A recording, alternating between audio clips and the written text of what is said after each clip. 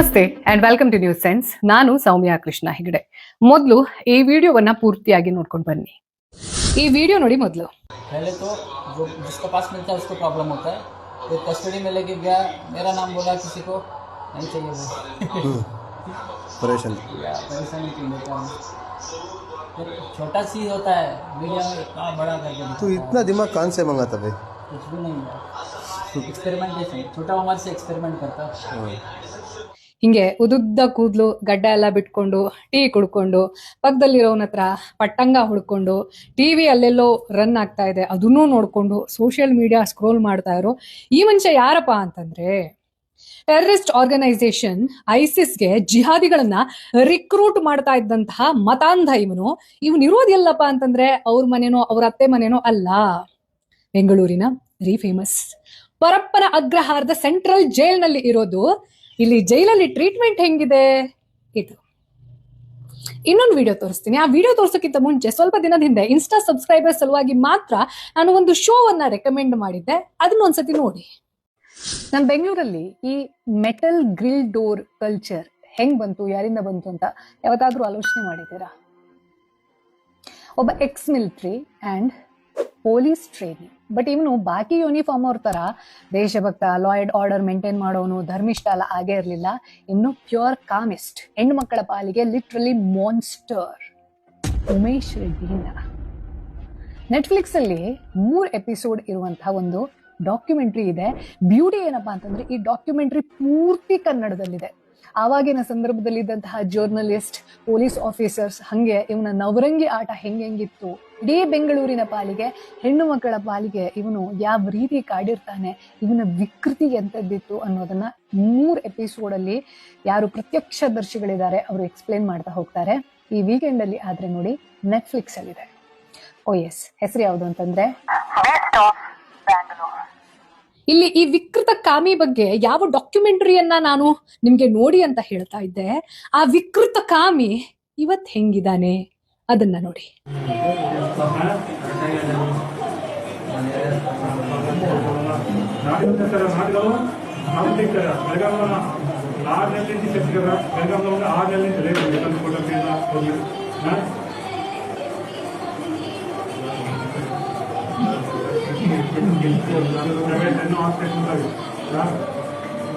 ಇದು ಕೂಡ ಪರಪ್ಪನ ಅಗ್ರಹಾರದ ಕೃಪೆ. ಒಬ್ಬ ದೇಶದ್ರೋಹಿ ಆದ್ರೆ ಇನ್ನೊಬ್ಬ ಮನುಕುಲಕ್ಕೆ ಕಳಂಕ. ನಮ್ಮ ನ್ಯಾಯಾಂಗ ವ್ಯವಸ್ಥೆ ಅನ್ನುವಂಥದ್ದು ಇವರಿಗೆ ಯಾವ ಶಿಕ್ಷೆ ಆಗಬೇಕೋ ಅದನ್ನ ದಕ್ಕಿಸಿಕೊಟ್ಟದ ಮೇಲೂ ಕೂಡ ಯಾರು ಇದನ್ನ ತಲೆ ಮೇಲೆ ಇಟ್ಕೊಂಡು ಪಾಲಿಸಬೇಕಿತ್ತು ನ್ಯಾಯ ವ್ಯವಸ್ಥೆಯನ್ನ, ಅಂಥವರ ಸುಪರ್ದಿಯಲ್ಲಿ ಇವರು ಆರಾಮಾಗಿ ಹೆಂಗೆ ಇದ್ದಾರೆ ಅನ್ನೋದನ್ನ ಒಂದ್ಸತಿ ಗಮನಿಸಿ. ಇಂಥ ಪೊಲೀಸರ ನಡುವೆ ಸೌಜನ್ಯ ಕೇಸ್ಗೆ ನ್ಯಾಯ ಸಿಗೋಕೆ ಸಾಧ್ಯ ಇದೆಯಾ? ಅಥವಾ ಆರ್ಜಿಕರ್ ಮೆಡಿಕಲ್ ಕಾಲೇಜಿನಲ್ಲಿ ಆ ಡಾಕ್ಟರ್ ಹೇಗೆ ಸತ್ರಲ್ಲ, ನಿಜವಾದ ಅಪರಾಧಿ ಸಿಗೋಕೆ ಸಾಧ್ಯ ಇದೆಯಾ? ಪ್ರತಿ 16 ನಿಮಿಷಕ್ಕೆ ಭಾರತದಲ್ಲಿ ಒಂದು ರೇಪ್ ನಡೆಯುತ್ತೆ ಅನ್ನೋ ಡೇಟಾ ಏನಿದೆ, ಇಂಥ ಪೊಲೀಸರನ್ನ ನಂಬ್ಕೊಂಡು ಅದನ್ನ ನಮ್ಮ ಹತ್ರ ತಪ್ಸಕ್ ಸಾಧ್ಯ ಇದೆಯಾ? ಅಥವಾ ನಡೆದು ಹೋದ ಮೇಲೆ ಎಲ್ಲಾ ಮುಗಿದ ಮೇಲೆ ಬರ್ತಾರಲ್ಲ ಅಂಥವರಿಂದ ನಮ್ಮ ದೇಶದಲ್ಲಿ ಏನಾದ್ರೂ ಬದಲಾವಣೆ, ಕಾನೂನು ಸುವ್ಯವಸ್ಥೆ ಅನ್ನುವಂಥದ್ದು ಇರೋಕೆ ಸಾಧ್ಯ ಇದೆಯಾ?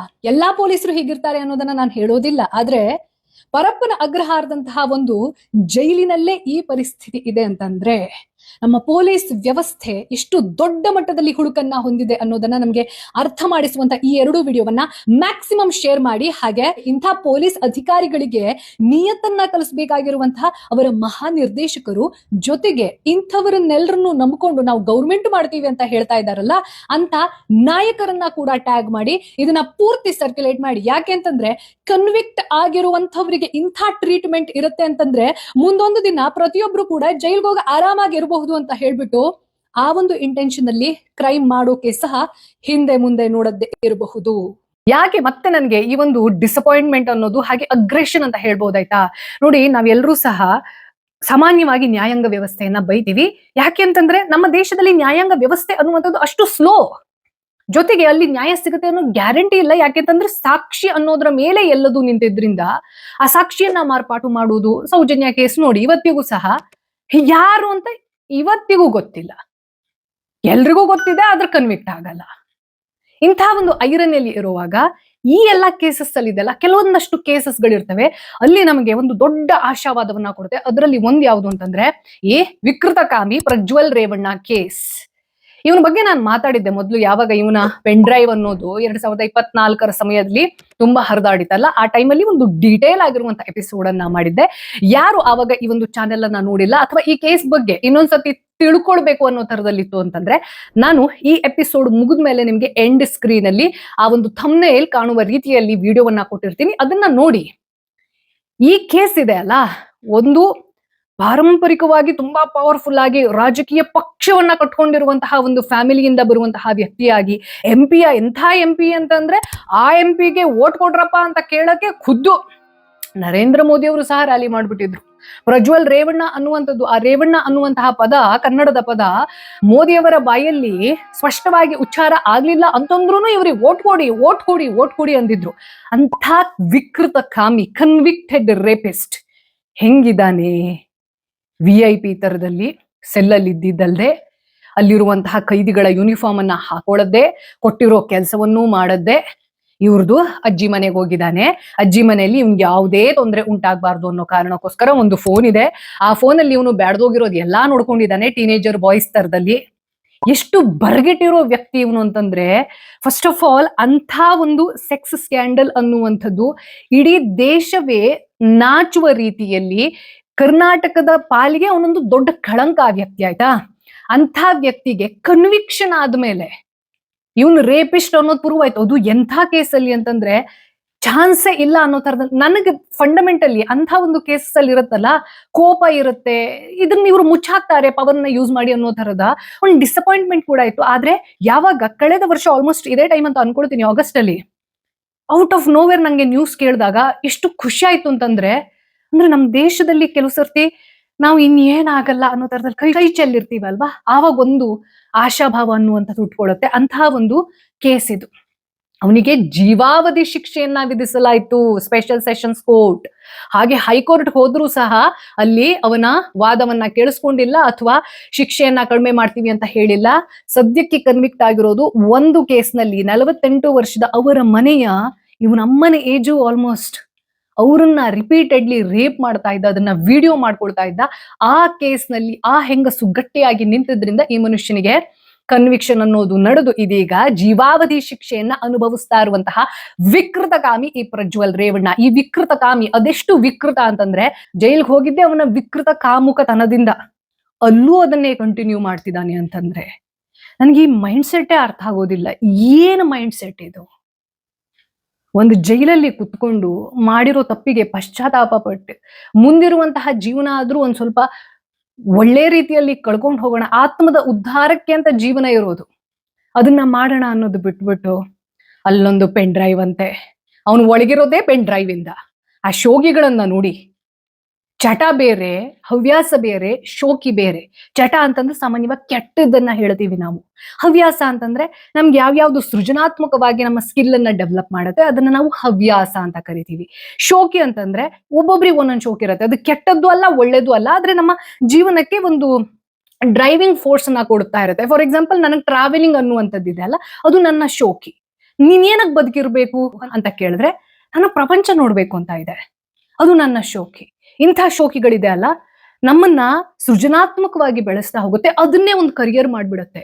ಆದ್ರೆ ಇವನ ಶೋಕಿ ನೋಡಿ, ಪೆನ್ ಡ್ರೈವ್ ಅಲ್ಲಿ ಇರುವಂತಹ ಪಾರ್ನ್ ವಿಡಿಯೋಸ್ ನೋಡೋದಂತೆ, ಆಮೇಲೆ ಯಾವ್ಯಾವ್ದು ಹಾಫ್ ನ್ಯೂಡ್ ಪೋಸ್ಟರ್ಸು, ಏನು ಮ್ಯಾಗ್ಝಿನ್ಸ್ ಬರುತ್ತಲ್ಲ ಆ ಥರದ್ದು, ಪ್ಲೇ ಬಾಯ್ ಟೈಪ್ ಇರಬಹುದು, ಅಂಥ ಮ್ಯಾಗ್ಝಿನ್ಸ್ ಅನ್ನ ಹಾಸಿಗೆ ಒಳಗೆ ಇಟ್ಕೊಳ್ತಾನಂತೆ. ಇದನ್ನೆಲ್ಲ ಎಲ್ಲಿ ಮಾಡ್ತಾ ಇದ್ದ ಅಂತಂದ್ರೆ, ಯಾರು ಕನ್ವಿಕ್ಟೆಡ್ ರೇಪಿಸ್ಟ್ ಆಗಿ ಜೀವಾವಧಿ ಶಿಕ್ಷೆಯನ್ನ ಅನುಭವಿಸುವಂತ ಪರಪ್ಪನ ಅಗ್ರಹಾರದ ಸೆಂಟ್ರಲ್ ಜೈಲ್ನ VIP ಸೆಲ್ ಅಲ್ಲಿ ಕುತ್ಕೊಂಡು ಮಾಡ್ತಾ ಇರುವಂತಹ ದರಿದ್ರ ದಂಧೆಗಳು ಇದು. ಇದು ಹೆಂಗ್ ಹೊರಗ್ ಬಂತು ಅಂತಂದ್ರೆ, ಇದು ಯಾರು ಪ್ರಿಯಾಂಕ್ ಖರ್ಗೆ ಅವರು ತಮಗೆ ತಾವು ಬಾರಿ ದೊಡ್ಡ ಇದನ್ನ ಕೊಟ್ಕೊಳ್ತಾ ಇದ್ದಾರೆ. ನಾನೇ ಹೇಳಿದ್ದು, ನಾನೇ ದಾಳಿ ಮಾಡಿಸಿದ್ದು, ನಾನೇ ಪರಿಶೀಲನೆ ಮಾಡ್ಕೊಂಡು ಬನ್ನಿ ಅಂತ CCB ಪೊಲೀಸರನ್ನ ಕಳಿಸಿದ್ದೆ, CM ಹತ್ರ ಪರ್ಮಿಷನ್ ತಗೊಂಡಿದ್ದೆ, ಗುಡ್ ಮಾಡಿದ್ರಿ, ಓಕೆ. ಆದ್ರೆ ನಿಮ್ಮ ಒಂದು ಆಯಕಟ್ಟಿನಲ್ಲೇ ಬರುವಂತಹ ಈ ಪೊಲೀಸ್ ವ್ಯವಸ್ಥೆಯಲ್ಲಿ ಇರುವಂತಹ ಹುಳುಕನ್ನ ನೀವ್ ಯಾಕೆ ಸರಿಪಡಿಸ್ತಾ ಇಲ್ಲ ಅನ್ನುವಂಥದ್ದು ನನ್ನ ಪ್ರಶ್ನೆ. ನೋಡಿ, ಪರಪ್ಪನ ಅಗ್ರಹಾರ ಅನ್ನೋದಿದೆ ಅಲ್ಲ, ಅದೊಂಥರ ಹಿಂಗೆ ಗೊತ್ತಿರೋ ಕಳ್ಳರು ಅಂತ ಒಂದಷ್ಟು ಇರ್ತಾರೆ ನೋಡಿ. ಒಂದು ಏರಿಯಾದಲ್ಲಿ ಕಳ್ತನ ಆಯ್ತು ಅಂತಂದ್ರೆ ಅವನೇ ಕಳ್ಳ ಅಂತ ಗೊತ್ತಿರುತ್ತೆ. ಕಳ್ಳಂಗೂ ಗೊತ್ತಿರುತ್ತೆ, ಜನರಿಗೆ ನನ್ನ ಮೇಲೆ ಡೌಟ್ ಇದೆ, ನಾನೇ ಫಿಕ್ಸ್ ಆಗೋದು, ನಾನೇ ಬುಕ್ ಆಗೋದು ಅನ್ನೋದು ಗೊತ್ತಿರುತ್ತೆ. ಆದ್ರೆ ಆ ಕಳ್ಳನಿಗೆ ಆ ಕಳ್ತನ ಎಷ್ಟು ಮಾಡಿ ಅದ್ರಲ್ಲಿ ಅವನಿಗೆ ಏನು ಒಂದು ರೆಪ್ಯುಟೇಷನ್ ಅನ್ನು ಕ್ಲೇಮ್ ಮಾಡ್ಕೊಂಡ್ಬಿಡ್ತಾನೆ ಅಂತಂದ್ರೆ ನಾನೇ ಕದ್ದಿದ್ದು ಅನ್ನೋ ತರದ ಖುಷಿ. ಹಾಗೆ ಈ ಪರಪ್ಪನ ಅಗ್ರಹಾರ ಕೂಡ ಪ್ರತಿ ವರ್ಷ ಏನಾದ್ರೂ ಅದ್ರದ್ದೊಂದು ಕರ್ಮಕಾಂಡ ಹೊರಗಡೆ ಬರುತ್ತೆ. ಅಲ್ಲಿ ಯಾರೋ ಒಂದು 2-3 ಜನರನ್ನ ಅಮಾನತು ಮಾಡ್ತಾರೆ, ಮತ್ತೆ ಅದೇ ರಿಪೀಟ್. ಒಂದು ಜಾಗದಲ್ಲಿ ರಿಪೀಟೆಡ್ಲಿ ಪ್ಯಾಟರ್ನೇ ಅದಿರೋವಾಗ ಅಲ್ಲಿರೋ ವ್ಯವಸ್ಥೆಯನ್ನ ಸರಿ ಮಾಡದ್ದೆ ಏನೋ ದೊಡ್ಡ CCB ಪರಿಶೀಲನೆ ನಡೆಸಿ ಮತ್ತೆ ಇದ್ರನ್ನ ಕಂಡಿಡಿದ್ವಿ ಅನ್ನೋ ತರದಲ್ಲಿ ಮಾಡ್ತೀರಾ ಅಂತಂದ್ರೆ, ಗೃಹ ಸಚಿವ ಪ್ರಿಯಾಂಕ್ ಖರ್ಗೆ ಅವರೇ ಸಮಸ್ಯೆ ಎಲ್ಲಿದೆ ಅದನ್ನ ರೂಟ್ ಲೆವೆಲ್ ಅಲ್ಲಿ ಅಡ್ರೆಸ್ ಮಾಡ್ಬೇಕಿತ್ತು ನೀವು. ಫೇರ್ ಇವಾಗ CCB ದಾಳಿಯನ್ನು ನಡೆಸಿ ಅವನನ್ನೇನೋ VIP ಇದರಿಂದ ತೆಗೆದಾಕಿ, ಬ್ಯಾರಕಿಂದ ತೆಗೆದಾಕಿ, ಸಾಮಾನ್ಯ ಇದೆಲ್ಲ ಟೆಂಪರರಿ. ಇನ್ನೊಂದು 6 ತಿಂಗಳ ಆದ್ಮೇಲೆ ಅಥವಾ ಜನ ಇದನ್ನ ಸ್ವಲ್ಪ ಮರಿತಾ ಇದ್ದಾರೆ ಅಥವಾ ಇನ್ಯಾವುದೋ ಒಂದು ದೊಡ್ಡ ಸ್ಕ್ಯಾಂಡಲ್ ಆಯ್ತು ಅಂದ ತಕ್ಷಣ ಆ ಮನುಷ್ಯ ಮತ್ತೆ ನೆಕ್ಸ್ಟ್ ಒಂದು ಟಿವಿನೇ ಹಾಕೊಂಡು ನೋಡ್ಬೋದು. ಅವನು ಪಾರ್ನ್ ವಿಡಿಯೋಸ್ ಅನ್ನ ಇಟ್ಕೊಂಡು ಟಿವಿಯಲ್ಲಿ ನೋಡಬಹುದು. ಅವನು ಆ ವ್ಯವಸ್ಥೆಯನ್ನ ಮಾಡಿಕೊಡುವಂತಹ ದರಿದ್ರ ಪೊಲೀಸ್ ವ್ಯವಸ್ಥೆ ಇದೆ ಅಂತಂದ್ರೆ ನ್ಯಾಯಾಂಗ ವ್ಯವಸ್ಥೆಗೆ ಎಲ್ಲಿ ಬೆಲೆ? ಯಾರ್ಯಾರು ಪಾಪ ಅಲ್ಲಿ ವಿಕ್ಟಿಮ್ಸ್ ಇದಾರಲ್ಲ ಅವನಿಗೆ ಆಗಿರೋದು, ಇವಾಗ ಕನ್ವಿಕ್ಷನ್ ನಡೆದಿರೋದು, ಕನ್ವಿಕ್ಟೆಡ್ ರೇಪಿಸ್ಟ್ ಅಂತ ಘೋಷಣೆ ಆಗಿರೋದು 1 ಕೇಸ್ಗೆ, ಇನ್ನು 3 ಕೇಸ್ ಸ್ಟ್ರಾಂಗ್ ಇದೆ. ಇನ್ನು ಅದೆಷ್ಟೋ ಜನ ಹೆಣ್ಮಕ್ಳು ಹೇಳ್ಕೊಂಡೇ ಇಲ್ಲ. ಆ ವಿಡಿಯೋಸ್ ಎಷ್ಟೆಷ್ಟಿತ್ತು ಅನ್ನೋದನ್ನ ನೋಡಿದ್ರೆ ಅದೆಲ್ಲದು ಕೇಸ್. ಅವನೇನೊಂದು 10 ಜನ್ಮ ಎತ್ತ ಬಂದ್ರು ಅವನು ಪಾಪ ತೊಳ್ಕೊಳಕ್ ಸಾಧ್ಯ ಇಲ್ಲ. ಇಂಥ ಒಂದು ವ್ಯವಸ್ಥೆಯಲ್ಲಿ ಇರುವಾಗ ನಾವು ಪರಪ್ಪನ ಅಗ್ರಹಾರ ಅದೊಂದು ಸೆಂಟ್ರಲ್ ಜೈಲ್. ನಂಗೆ ಆ ಜೈಲ್ ಅನ್ನೋ ಕಾನ್ಸೆಪ್ಟೇ ಅರ್ಥ ಆಗ್ತಲ್ಲ ಆಯ್ತಾ. ನಾನು ಇದೊಬ್ಬ ವ್ಯಕ್ತಿಯಿಂದ ಕೇಳಿಸ್ಕೊಂಡಿದ್ದೆ ಆಯ್ತಾ. ಅಂದ್ರೆ ಅಲ್ಲಿ ಜೈಲಿನ ಒಳಗಡೆನೆ ಒಂದು ಹೆಂಗೆ ಸಿಸ್ಟಮ್ ಅಂದ್ರೆ ಸಿಸ್ಟಮ್ಯಾಟಿಕ್ಲಿ ರನ್ ಆಗುತ್ತೆ. ಒಂದು ಸಿಗರೇಟ್ ಬೇಕು ಅಂತಂದ್ರೆ ಇಷ್ಟು ರೂಪಾಯಿ ಫಿಕ್ಸ್ ಸಿಗುತ್ತೆ, ಎಲ್ಲಾ ಸಿಗುತ್ತೆ ನಿಮ್ಗೆ. ಏನಾದ್ರೂ ನಿಮ್ ಫ್ಯಾಮಿಲಿ ಮೆಂಬರ್ಸ್ಗೆ ಕಾಲ್ ಮಾಡ್ಬೇಕು ಅಂತಂದ್ರೆ 1 ಕಾಲಿಗೆ ಇಷ್ಟು. ಅಂದ್ರೆ ದುಡ್ಡಿತ್ತು ನಿಮ್ಮ ಹತ್ರ, ಹೊರಗಡೆಯಿಂದ ಯಾರಾದ್ರೂ ಅದನ್ನ ಮುಟ್ಟಿಸುವಂತಹ ವ್ಯವಸ್ಥೆ ಮಾಡುವಂತಹ ನಿಮಗ್ ತಾಕತ್ತಿದೆ ಅಂತಂದ್ರೆ, ನಿಮ್ಮ ಹತ್ರ ಪವರ್ ಇರಬೇಕು ಅಂತಾನು ಇಲ್ಲ, ಬರೇ ದುಡ್ಡಿದ್ರಾಯ್ತು. 1 ಸಿಗರೇಟ್ಗೆ 60 ರೂಪಾಯಿ. ಈ ತರದಲ್ಲಿ ಅದನ್ನ ಮುಟ್ಟಿಸುವಂತಹ ತಾಕತ್ತನ್ನ ನೀವು ಮಾಡ್ತೀರಾ ಅಂತಂದ್ರೆ ಜೈಲಲ್ಲೂ ಸಹ ಸಾಮಾನ್ಯ ಮನೆಯಲ್ಲಿ ಅಷ್ಟು ಐಷಾರಾಮವಾಗಿ ಇರೋಕ್ ಸಾಧ್ಯ ಇಲ್ಲ. ಕೇಳ್ದಂಗೆ ಆಳು ಕಾಳು ಸಿಗೋದಿಲ್ಲ. ಆದ್ರೆ ನಿಮ್ಮ ಹತ್ರ ದುಡ್ಡಿದ್ರೆ ನೀವು ಬೇಕಾಗಿದ್ ಮಾಡಬಹುದು ಅನ್ನುವಂತಹ ವ್ಯವಸ್ಥೆ ನಮ್ಮ ಪೊಲೀಸ್ ಗಿರಿಯಲ್ಲಿ ಇದೆ ಅಂತಂದ್ರೆ ಸರಿ ಆಗ್ಬೇಕಾಗಿರೋದು ಎಲ್ಲಿ? ನ್ಯಾಯಾಂಗ ವ್ಯವಸ್ಥೆ ಅದರ ಕೆಲಸವನ್ನ ಮಾಡಿರುವಾಗ, ಯಾರೋ ಒಂದಷ್ಟು ಜನರ ಜೀವನವೇ ನರಕವಾಗಿ ಹೋಗಿರುವಾಗ, ವಿಕ್ಟಿಮ್ಸ್ ಅಂತ ಯಾರಿರ್ತಾರಲ್ಲ, ಈ ಪ್ರಜ್ವಲ್ ರೇವಣ್ಣ ವಿಕೃತ ಕಾಮಿ ನೋಡಿ ಅವನಿಗೆ ಪಶ್ಚಾತ್ತಾಪ ಇಲ್ಲ. ನನ್ನ ಅಮ್ಮನ ಏಜ್ ಅವ್ರನ್ನ ನಾನು ಈ ರೀತಿ ನಾನಿಂಥ ಮನುಷ್ಯ ಅನ್ನೋ ತರದಲ್ಲಿ ಅವನಿಗೆ ಅವನ ಮೇಲೆ ಅಸಹ್ಯ ಇಲ್ಲ. ನೋಡಿ ಇವ್ರದೆಲ್ಲ ಒಂದು ಪ್ಯಾಟರ್ನ್ ಇದೆ. ಎಪ್ಸ್ಟೀನ್ ಫೈಲ್ಸ್ ರಿಲೇಟೆಡ್ ಮಾತಾಡುವಾಗ್ಲೂ ನಾನು ಇದನ್ನ ಹೇಳಿದ್ದೆ. ಈ ತರ ಸೆಕ್ಷುವಲ್ ಒಫೆಂಡರ್ ಅಂತ ಯಾರಿರ್ತಾರಲ್ಲ ಅವ್ರಿಗೆ ಗಿಲ್ಟ್ ಇರೋದಿಲ್ಲ. ಅವರ ಪ್ರಕಾರ ಅವರ ಜೀವನಕ್ಕೆ ಅದು ಒಂಥರ ವಿ ಡಿಸರ್ವ್ ದಿಸ್ ಅನ್ನೋ ತರದ ಒಂದು, ಅದಕ್ಕೆ ವಿಕೃತ ಅಂತ ಹೇಳಿದ್ದು ನಾನು. ಸೊ ಹಾಗಾಗಿ ಇಂಥ ವ್ಯಕ್ತಿಗಳನ್ನ ಈ ರೀತಿ ಕನ್ವಿಕ್ಷನ್ ಆಗೋಯ್ತು ಅನ್ನೋ ತರದಲ್ಲಿ ನಾವು 1-2 ದಿನ ಸಂಭ್ರಮ ಪಡಬಹುದೇ ವಿನಃ ಅದಾದ ನಂತರದಲ್ಲಿ ಇವರಿಗೆ ಶಿಕ್ಷೆ ಆಗ್ತಿದೆಯಾ? ಶಿಕ್ಷೆ ಅನ್ನೋದು ನಿಜವಾಗ್ಲೂ ಶಿಕ್ಷೆ ಅನಿಸ್ತಿದೆಯಾ? ಆ ಉಮೇಶ್ ರೆಡ್ಡಿ ಅವನು ಎಷ್ಟು ಜನರ ಜೀವನವನ್ನ ಸರ್ವನಾಶ ಮಾಡಿದ್ದಾರೆ. ಬೆಂಗಳೂರಲ್ಲಿ ಈ ಐರನ್ ಗ್ರಿಲ್ ಡೋರ್ ಅನ್ನೋದು ಏನ್ ಕಲ್ಚರ್ ಇದೆ ಅಲ್ಲ, ಅದು ಬಂದಿದ್ದೆ ಉಮೇಶ್ ರೆಡ್ಡಿಯಿಂದ. ಎಷ್ಟು ಪಾಪ್ಯುಲೇಷನ್ ನಿದ್ದೆ ಹಾಳು ಮಾಡ್ಬಿಟ್ಟಿದ್ದ, ಆಂಗ್ಸೈಟಿ ಲೈಫ್. ಯಾರ ಮನೇಲಿ ಹೆಂಗಸರಿದ್ರು ಅಂತಂದ್ರು ಏನಾಗುತ್ತೋ ಏನೋ ಅನ್ನೋ ತರದಲ್ಲಿ ಆ ವ್ಯಕ್ತಿ ಎಷ್ಟು ಆರಾಮಾಗಿ ಕೂತ್ಕೊಂಡು ಟಿವಿ ನೋಡ್ತಿದ್ದಾನೆ.